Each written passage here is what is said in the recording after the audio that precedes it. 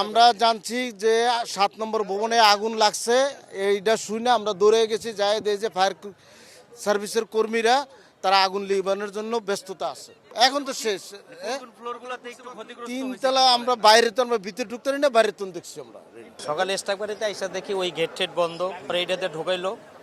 তো ঢুকাইয়া একটু ভিতরে গেলাম দেখতে, তো দেখলাম তারা অনেক দ্রুতই কাজ করছে।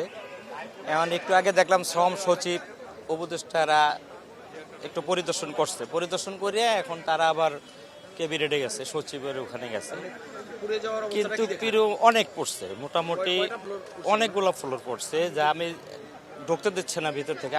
আমরা বাইরে থেকে দেখলাম, এটা হলো দোতলা থেকে লাগছে মানে 4তলা পর্যন্ত, এই সাইড প্লাস ওই সাইডও অনেক কালো ধোয়া ঠোয়া প্লাস জানালা জুনালা ভাঙ্গা, যে পানি ঠানি দিচ্ছে এগুলো আছে।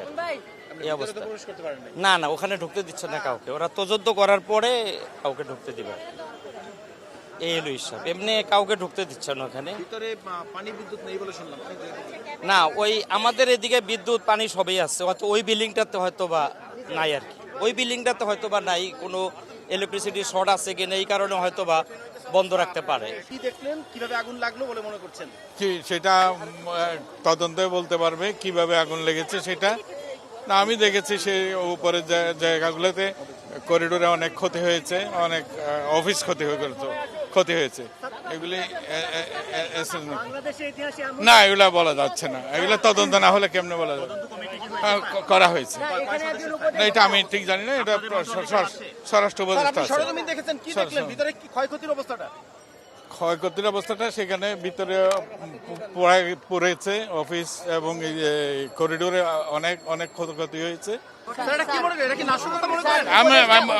তদন্ত না হওয়ার আগে বলা যাচ্ছে না এটা কি হয়েছে, এটার জন্য তদন্ত কমিটি করা হয়েছে, তদন্তের পরে বলা যাবে।